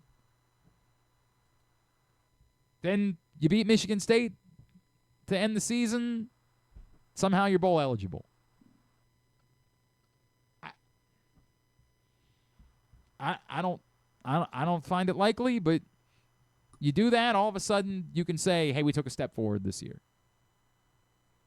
And as ugly as it was in getting there, you can argue that keeping the talent around and giving them another year to develop, if they're willing to stay, and that's something that, this is part of what makes an AD's job more difficult now. Yeah. Is that, if you're factoring in on that, you got to know that Sidney Stewart is good for next year, and Zahir Mathis is going to be here next year. And who was the other freshman that had a sack on Saturday? I can't remember. Apologize. And that Zion Ely is definitely coming, and Malik, you have to do all of that math. And that's a tough thing to do.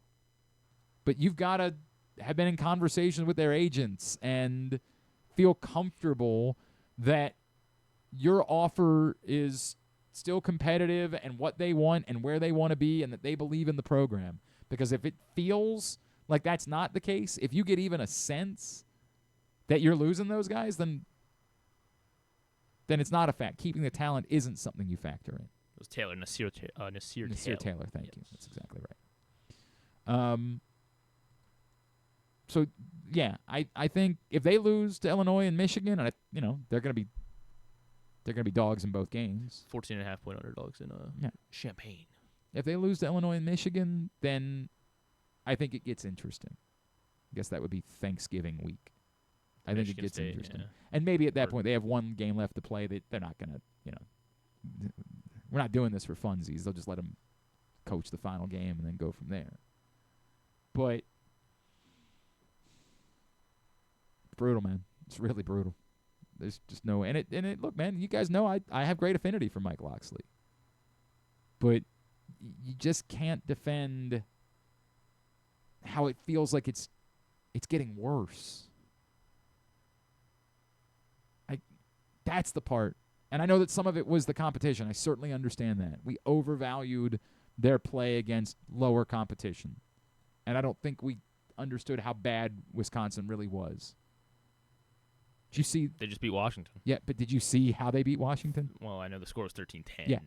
Their leading passer in the game was their punter on a fake punt. Well, I'll tell you right. That's the game plan. That was the game plan. You weren't in on the meetings all week. That was how they intended that one to go. They knew it was going to be freezing rain during the game, and it's bad. I'm not telling you I think he needs to be fired. I still this is still Maryland football to me, because what Griffin just said to me is very real, which is who are you getting as your next coach? There's not even enough support to fire a coach right now. Who do you think you're getting? Who's looking at this and saying, I got to be there, man? I just got to have that Maryland job. And look, man, if Jim Smith has a relationship with somebody or knows somebody who knows somebody that he says, I think I can get a guy, then that's a factor in this conversation.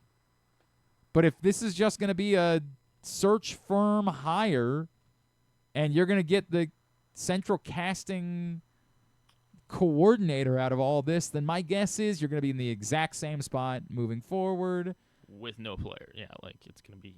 That's why I'm not loud. I understand. I understand that when it appears to be coming unglued the way that it appears to be coming unglued, it's hard for me to step in and say, you can't do that. I get it. Man. Like you decided to play the freshman quarterback. You decided to, and I understand the answer was like, I might not have gotten him if I didn't play him. Like, but you are where you are. Brutal. Come back in. We'll get a tidbit. We'll get tubular. We'll wind things down for a Monday. Pats on the face. Oh, we didn't do Pats? Yeah. Damn it. How did we talk about Maryland? Well, they happened. Sucks the life out of me. Just sucks the life. Ugh. All right, fine. Let's do. You were doing that now, or we'll do Pats on the ass. Okay. Do them. Okay. You know the drill. 5 Ravens most deserving of praise for their performance in the win over the Vikings. 2 must be what? Didn't realize we didn't do Pats. I just got lost talking about the Maryland thing. It was so well, much I wanted to talk about Maryland. I mean, I guess I didn't want to, but is this my pile? Or? Mine's the one upside down. So mine should be in order for you, and then yours is facing up. Here we go. Pats on the ass. It's brought to you by. I knew it all along. What are you talking about? It's brought to you by the print issue of Pressbox. There is Jim Smith, who might have an important decision to make here in the coming weeks. Great cover story from Don Marcus. Lots of college basketball inside that print issue of Pressbox. Go get it now at your Baltimore area High's Dairy stores and read it all for free at PressBoxOnline.com. All right, number 5. Tough to pick offensive players this week because there's just wasn't a whole lot happening offensively, but I'll ultimately default to Zay at number 5. He was the most reliable receiver. He made a couple of big plays on a day where it was tough to pick offensive players. I'll just default to him. He's my number 5. This was such a weird list to have to put together. Like, I feel like I think most defensive players I could have considered. That's very few offensive players. I agree.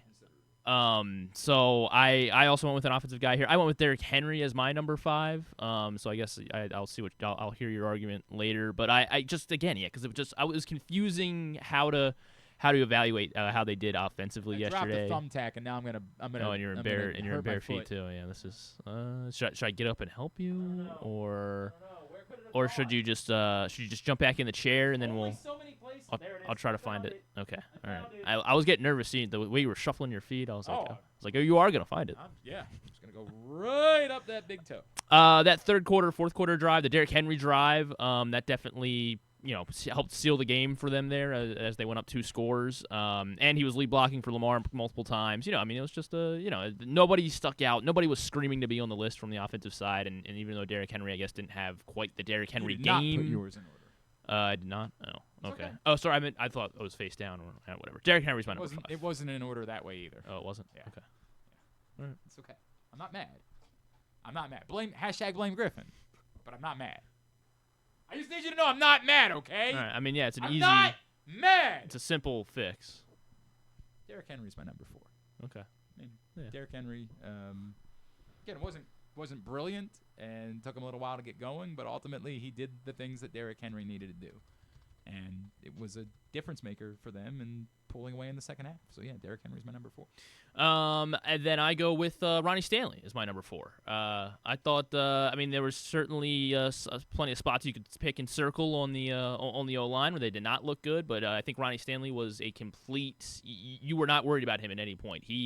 I'm not sure he allowed a pressure every time that I haven't gone back and watched every single snap of the game. I'm not sure he let up a tackle either, though. Like, he was engaged with the guy every single time that there was a run to his side, and he didn't make any mistakes, and I think that was basically what the offense had to do yesterday in order to get that win, and And so Derrick Henry my number 5, Ronnie Stanley at my number 4. I think there was one where because everybody saw that clip yesterday where the Bears right tackle like flatlined that one guy who was trying to put a spin move on him from the Giants. Oh yeah, I think somebody hit that move on Ronnie Stanley as well. He didn't push him to the ground, but he walled up and didn't let. I can't recall seeing any hurries from the left side of the line. So Ronnie Stanley's my number. I certainly don't think Ronnie Stanley had a bad day. I guess in general, it's tough on a day where you didn't give your quarterback a lot of time to throw the ball. Well, so that was the other thing is that it was very clear Lamar was getting rid of the football quick. Like very quick, and that might have been part of the game plan as well, just because of knowing what Brian Flores likes to do. Throwing short of the sticks on third down a lot in the first half. That was a weird bit. I thought Ronnie Stanley had a really good game. All right, my number 3 is Mike Green, who wasn't dominant necessarily, and I really struggled between because like early on in the game I thought Kyle Hamilton was the best player on the field, but as the game went on. And maybe he still was the best player on the field, and it's just that like not as much of it popped because what he was doing was allowing other guys to. And it's the Lamar Jackson thing, like we're just so used to him having a 5-star game. It's like had 3 quarterback hits, that huge TFL on Aaron Jones on a second down play that forced him into a 3rd and long. Mike Green was really, despite the fact they didn't record a sack.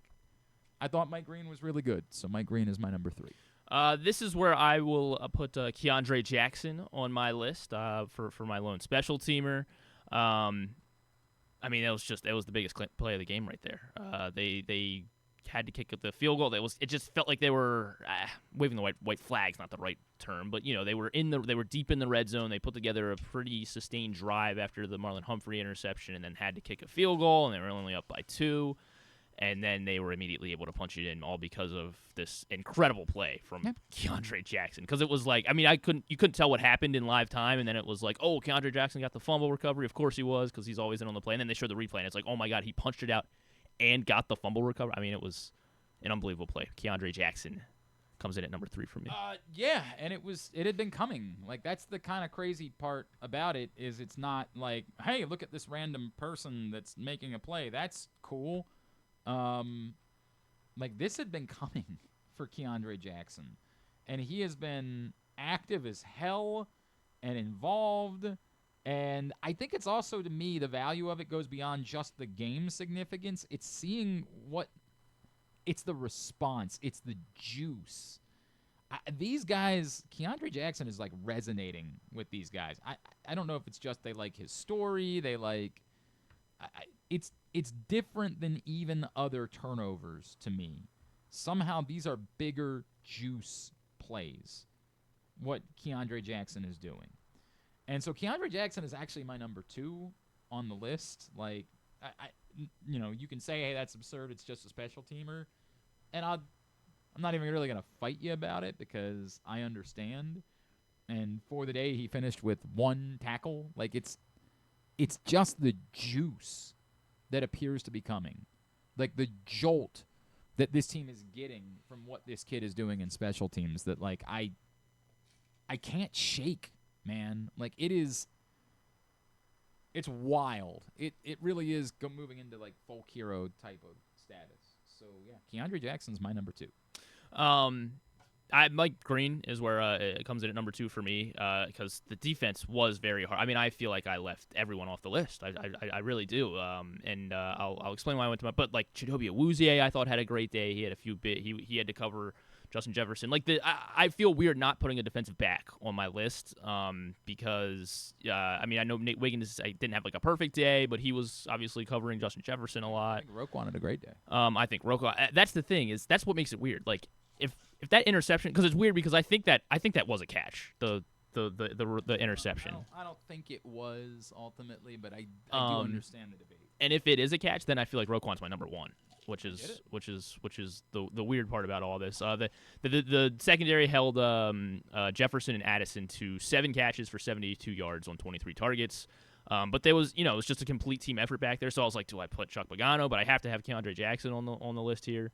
So the secondary did a great job, and it was Awuzie, it was Humphrey, it was it's one of those Wiggins. days where the rules of the game is bullshit, right? Like you should just we should rip up the rules. We should say no rules, do whatever you want. No rules, just right. Write that down. We're gonna go with no rules, just right. Mike Green was different though. I mean, it felt like he was impactful on not you can't say every play, but he had regular pressure on 9, and he was hurrying up. He was making him antsy, and it definitely wore on him. And I mean, another one of the more massive plays of the game was that 5-yard TFL to put them back behind the line of scrimmage and force a 3rd and long. So, Mike Green was my number 2. Travis Jones was the best player on the field. Travis Jones was awesome. We didn't talk about him enough in the post game, and I regret that because even going back and rewatching things, like, my God, did he just do a little bit of everything? And it's also what he's being asked because of the injury to Nnamdi Madubuike. Just kind of otherworldly right now. And finished the game with a sack, a TFL, 2 pass deflections, and 3 quarterback hits. Is that good? Yeah, that's stuff in the stat sheet for a defensive lineman. Just an awesome performance. Travis Jones, number 1. Yeah, I mean, that's the exact same thing I was going to say. Like, we barely talked about him on the post game, and he had the best statistical game of anyone on the field yesterday. So, yeah, Travis Jones, number 1. Very good. Those are our passes. And he was getting doubled, like throughout the game. Like, it was... I haven't really gotten... Get me yours, and you can win a Flock Yeah t-shirt, courtesy of us here at Pressbox. All right, now, tidbit and tubular, and we come back in. Glenn Clark Radio. The weather's getting cooler, so when you and your family are picking out a place to dine, be it lunch or dinner, let's make it nice and easy. Now, with 2 great locations, the Costas Inn remains your number 1 destination. Whether you want to get steamed crabs and the full Costas menu out at the original location at 4100 North Point Boulevard, or sample the complete menu minus the steamed crabs at the new location above the grandstand at the Timonium Racetrack, Costas is your place to go. Check out the website, CostasInn.com, for a look at the menu, and if you want to plan that crab feast, call 410-477-1975. The Costas Inn. Gambling can be a fun and entertaining experience, but there are risks involved. If you're planning on betting on the game at the casino or on your phone or computer, know your limit, stay within it. Set a budget and a time to stop. Remember, gambling isn't a financial solution, and it doesn't mix well with alcohol or drugs. Know the risks and have a plan before you begin gambling. For free and confidential services, call 1-800-GAMBLER 24/7 or go to helpmygamblingproblem.org. The latest edition of Pressbox is available now. On the cover, Don Marcus profiles new Maryland Athletic Director Jim Smith, breaking down the challenge he faces in his new role and the unique background he brings to the job. Also inside, Brandon Schwartzberg takes an in-depth look at Orioles outfielder Dylan Beavers. And we meet college basketball players from all the programs around the state before the season gets underway. Pressbox is available for free at over 250 locations throughout the region. And starting this month, you can find us at Baltimore area High's Dairy Store locations. Plus, you can read the entire issue online at PressBoxOnline.com, where you can also find great betting advice and the best daily coverage of the Orioles, Ravens, and Terps. Get ready to hit the ultimate holiday jackpot at Live Casino during the live action $1 million giveaway. Every Friday through December 26th, we'll draw 25 lucky cash winners, but only one winner each Friday will advance to the final rounds on December 26th, where you could win $1 million in just 3 spins. Come make your million, only at Live Casino. At Erndale Mills, must be 21. Please play responsibly. For help, visit mdgamblinghelp.org or call 1-800-GAMBLER. Feeling sluggish, unfocused, or not like yourself? It could be low testosterone. At Game Day Men's Health, we specialize in testosterone replacement therapy to help men boost energy, improve mood, and regain confidence. Our treatments, including testosterone cypionate, are safe, natural, and tailored to fit your lifestyle with weekly injections or pellet therapy. Get started today with a free testosterone test and feel the difference. GameDayMen'sHealth.com. Game Day Men's Health, where men reclaim their game. Contrary to what some people believe, I actually like this guy when he sleeps. Glenn Clark, talking sports. All right, back in here and winding down for a Monday edition of the program. Griffin wants me to mention that apparently Rashad Bateman was seen in a walking boot after the game, and a lot of talk about whether or not that was a hip drop tackle. The one that left him a yard short. This was the play right after he had dropped the would-be touchdown. I mean, say dropped. He's probably in on that touchdown. Now I'm watching it again now. I thought he was live, but that's what it is. But then because he caught the 2-point later, so it was he continued playing. So yeah, I don't know.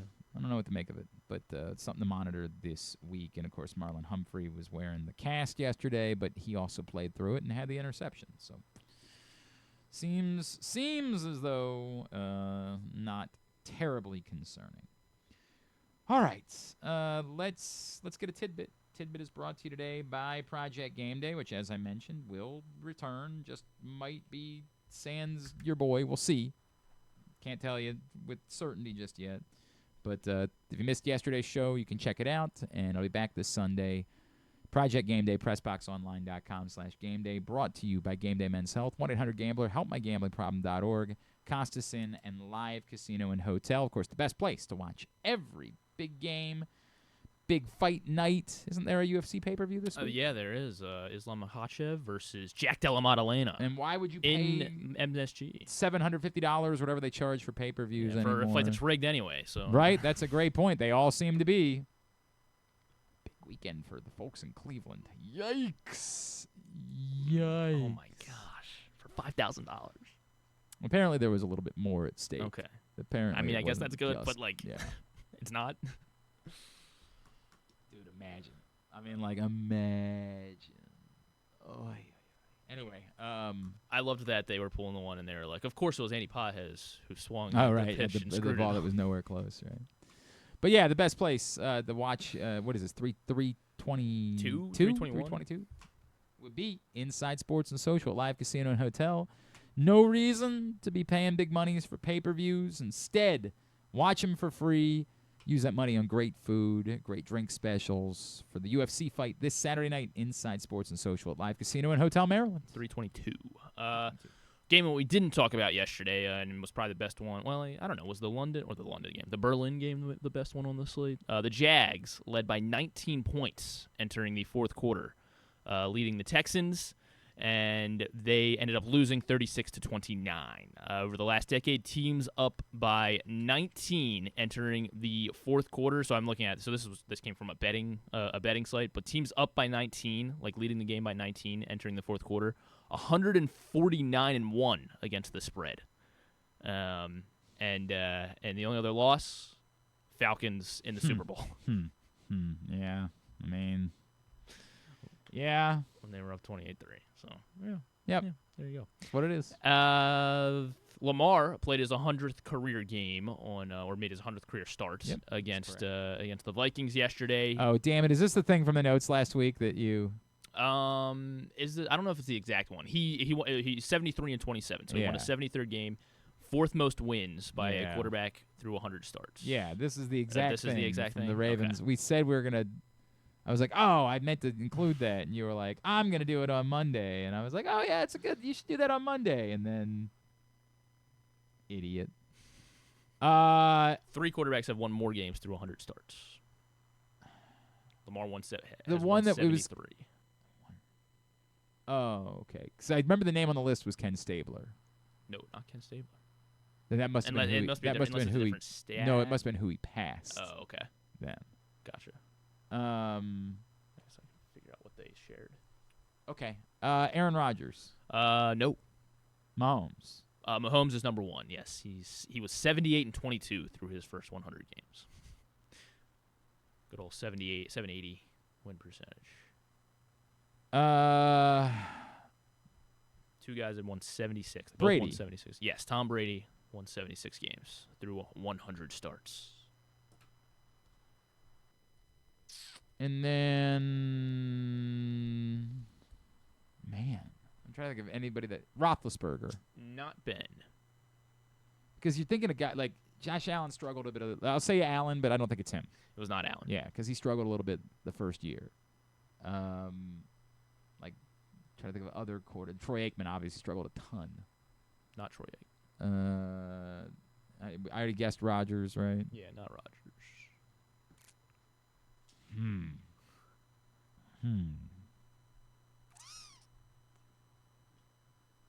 Elway. Not Elway. How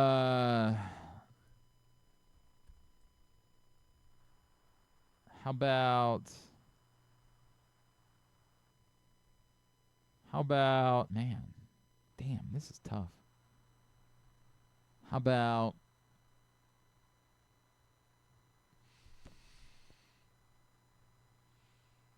played, I guess. Oh wait. Yeah, no, it's 1 o'clock. Come on. He played 10 years on a day we had no on one guests. on one team from 69 to 79. 10 years. It's not Bart Starr. It is not Bart Starr. Len Dawson. No. Roger Staubach. Roger Staubach Okay. won 76 games through his first 100 career games. Should I have made the hint? He went to Navy instead? Or? Wow, that would limit to one. Okay. There would only be one option. Didn't want to completely give it away, but yes, with the Cowboys, Roger Staubach won 76. Not what Judd Apatow thought. Judd Apatow thought he went to West Point. When did that happen? People forget that I was better at making a Judd Apatow movie than Judd Apatow was. That he had to acknowledge that. People forget that. What movie did Judd Apatow say Staubach? It was that Pete Davidson, the King of Staten King of Island. Staten Island. Oh, I don't remember. It came out during the pandemic, and we were all just looking for something to do. And so the late great Justin LeBour and I split it. Like we went halvesies to buy the King of Staten Island. And this one I had nothing to write about either. And he had Bill sports reference I'm gonna write about. Bill Burr's character in the King of Staten Island was trying to get Pete Davidson to get his ass together.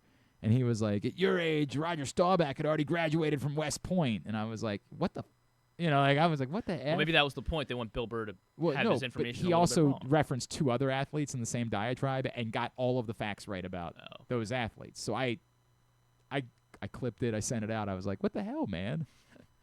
And I was trying to be funny about it, but Judd Apatow did not find it funny. And again, this is during the pandemic when he said, I'll end you. We had the time, right? So Judd Apatow tweets me back and is like, the point of this was that Bill Burr, the character, is supposed to be a blowhard know-it-all. And I was like, right, I thought that, but then I realized he got literally everything else in this diatribe correct. And then, he said something else. Apatow replied to you. Yeah, and then he, I was like, okay. And then on the third one, he finally was like, all right, look, Glenn got it right. I was wrong. We screwed up. Glenn's right. And I was like, what the hell? He was angry at me. But then he did retweet. I asked him to retweet something about we were trying to raise money to get Mo Gabba a new bed before he passed away. And so he retweeted that. So I guess we came to a... What's the phrase? A truce? Yeah, but there's a better phrase. There's a French phrase that people use for this. I don't know any French. Where you come to an agreement without necessarily you just God damn it. I wish I was smart. What I wouldn't give to be smart. And to be able to come up with words when I'm trying to say them on the radio. That would be nice. A skill that I'd like to have. Jésus de quoi? No, that's not. Just go ahead. Anyway, yeah. Oh, is that it for tidbit? I mean, I guess, yeah. Okay, that's good. Kinda. That's good.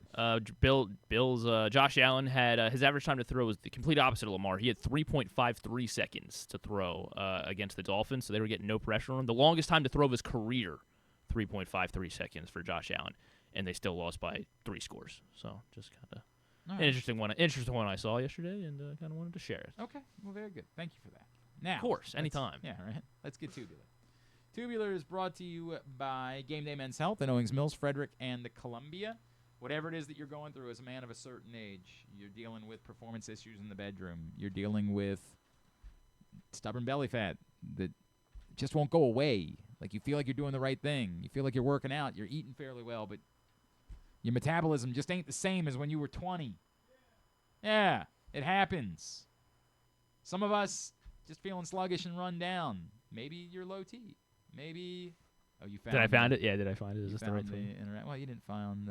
When does he reply to you? I think he retweeted it. Was what happened. Oh, okay. Yeah, and then other people started getting involved. Oh, did he get rid of his? I wrote about it at one point for Pret. Again, I had nothing else to write about. Oh yeah, he did delete his Twitter.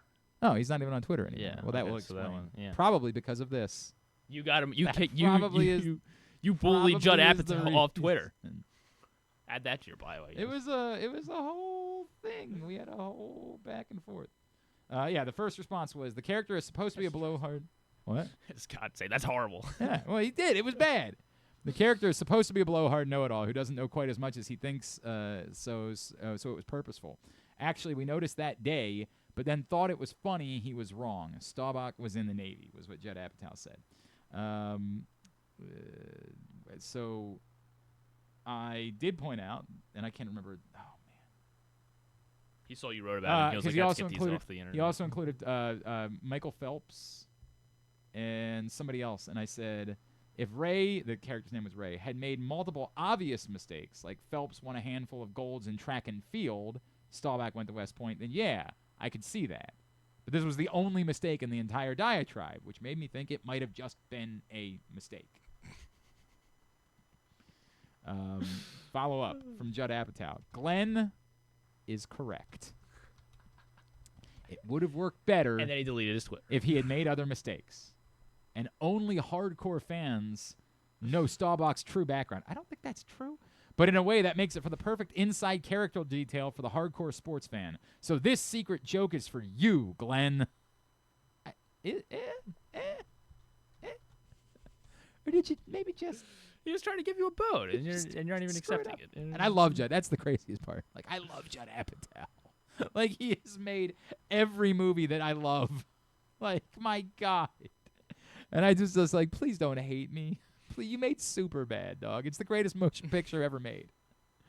Please don't hate me. The Giants they fired Brian Dable. Well, I mean, yeah, but they got all these injuries.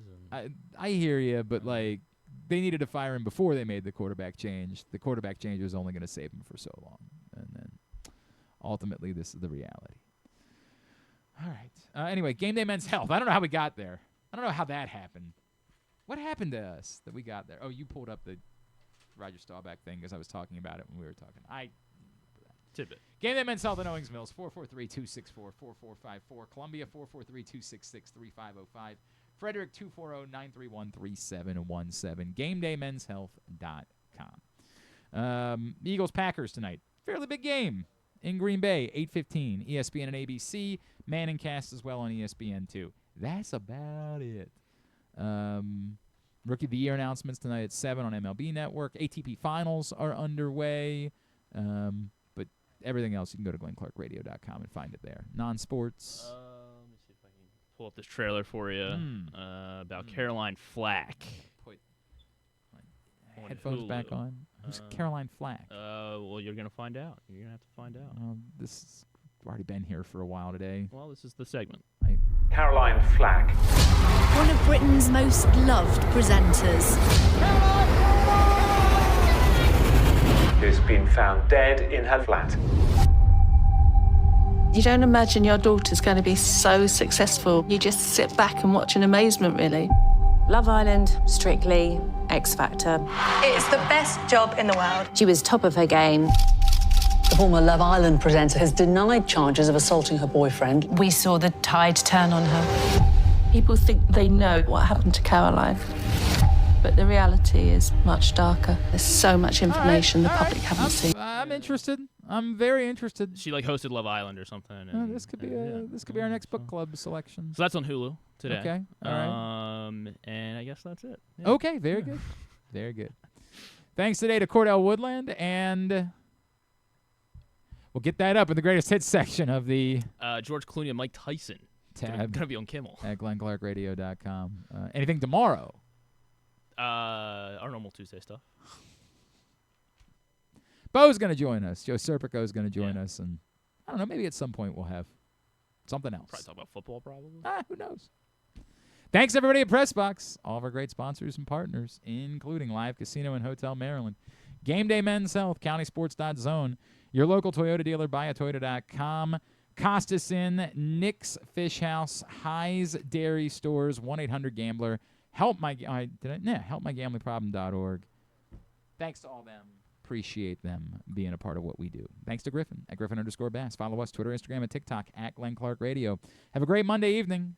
Go nobody. Duke sucks.